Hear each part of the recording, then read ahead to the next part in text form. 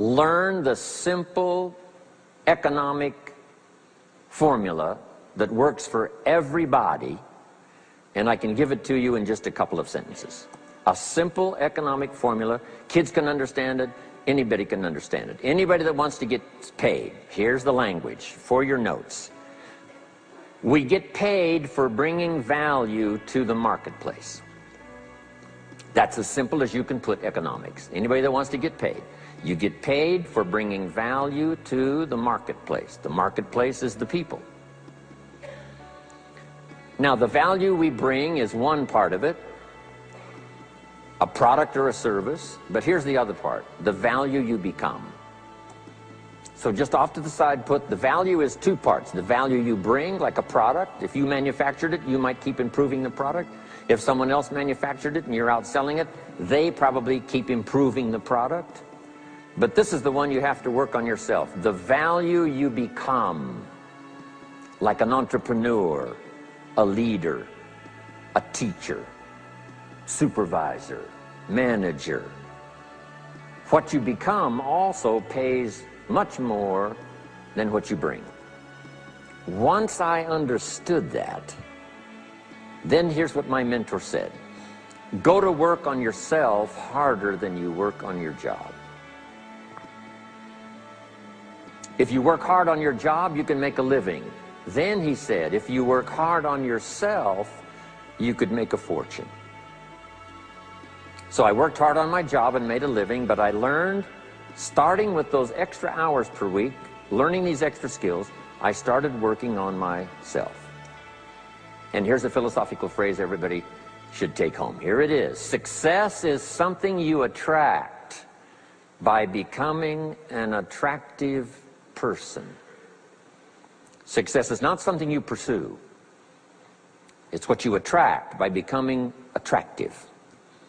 By becoming attractive to the marketplace. What would do that? Multiple skills, multiple languages, and then some of the things I'm going to talk about the rest of the seminar. So, now what else would help you to be attractive to the marketplace besides more than one skill and more than one languages? I've divided it into five simple, basic fundamentals of ideas to ponder and think about that will increase your value to the marketplace. Could perhaps, like it did for me, multiply your income by 2, and then multiply it by 3, and then multiply your income by 4, and then by 5. And once you get there, it's not that difficult to multiply it by 10, because all you have to do is make sure you become more valuable and more valuable and more valuable. You don't have to work on the economy, because here's the first note. Each person's income is determined primarily by their philosophy, not by the economy. Once I understood that, then I said, well, I don't have to go to work on the economy. And the answer was no. You only have to go to work on yourself to make yourself more valuable. So now here's 5 things I want to share with you. And the first one is your personal philosophy. What could get you more prepared and ready for cashing in on the opportunity of the 21st century? And here's the first one, personal philosophy. Your personal philosophy is like a guidance system that helps you make decisions what to do, what not to do. From the information you get and what you learn and what you know, we decide. Maybe your philosophy would have been 5 years ago never to attend seminars like this. You just didn't go. Now 5 years later, here you are. Something happened along the way to change your mindset, saying, hey, for the money and the time, if I just get one good idea and walk away, it certainly is worth the money and the time. So now that little amendment in your philosophy, you now say, I'm going to regularly go, because it doesn't take but a few ideas to make a great difference in your income, personal life, social life, and all the rest. So now you know that's valuable. A change of mind, a change of idea. So that's what personal philosophy is all about. The more we learn, the more we know, the better we're able to make better decisions about 2 major things. Your philosophical guidance system does 2 things. for your notes. Number one, helps you to see the dangers on one side so you can avoid those. But here's what else your guidance system does. Personal philosophy helps you to see the opportunities on the other side so that you can expand those, maximize those. And here's what that's called. The game of life is to minimize the dangers and maximize the opportunities. And the more we know and the more we learn, the more experience we gather in sessions like this, from the sermon on Sunday morning to the books we read and all the rest, helps us to keep continually adjusting our philosophical guidance system so that we minimize more dangers, maximize more opportunities. That's really the game of life. I couldn't put it much more simply. So number one, we're affected by what we know. Now, how do we know more things and learn more things that'll help us readjust our thinking so we can avoid the dangers, maximize the opportunities? Here's number one, learn from personal experience. One way to learn to do something right is what? First do it wrong, right? Mess up, and then you say, wow, that was costly. I'm never going to do that again. So one way to learn to do it right, first do it wrong. Sometimes a negative experience turns out finally to be positive.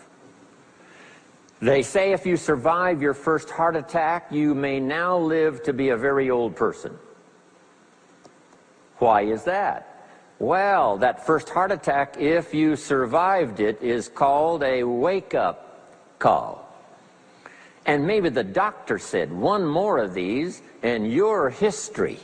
And you said, wow. And you make it for the health food store.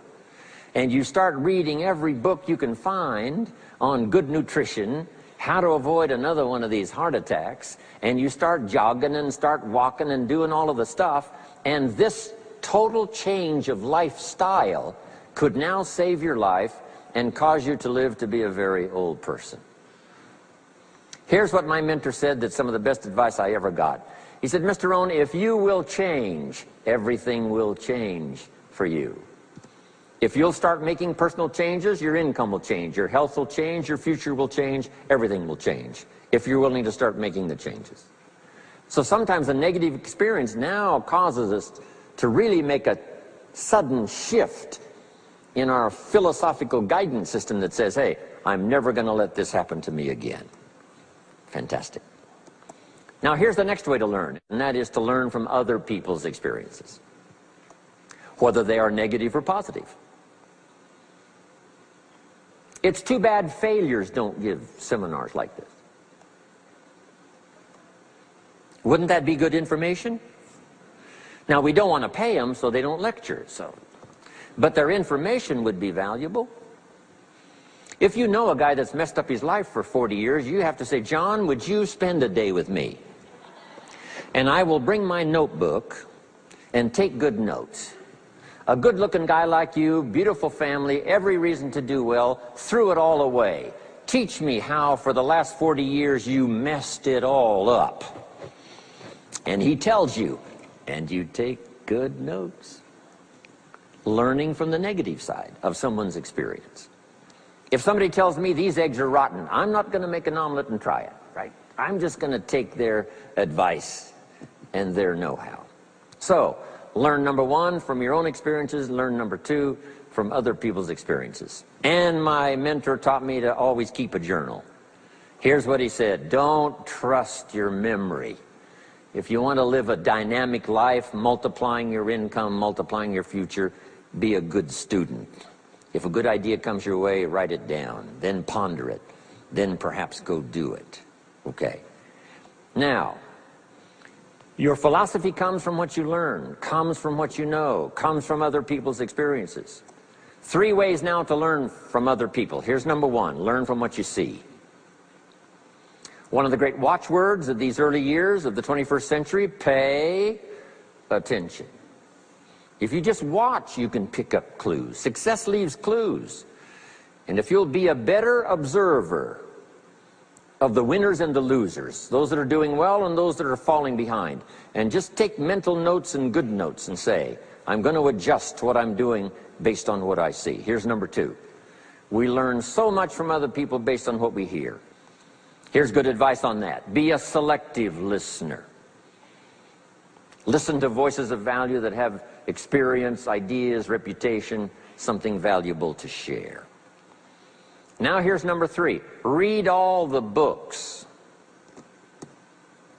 Now there's millions of books, so you can't read all the books. But make this note.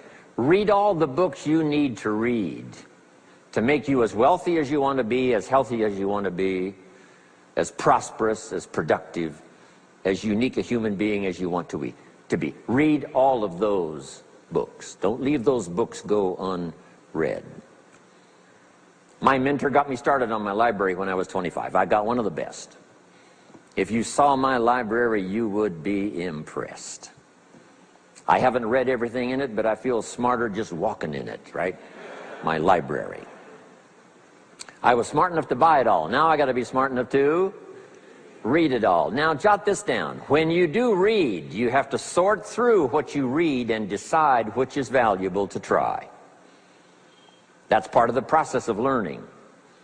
Gathering information and sorting through it. One, the information that would apply to you, and what you think would be valuable based on your current philosophical opinion. So read all the books. Our lives are greatly affected by what we learn and what we know.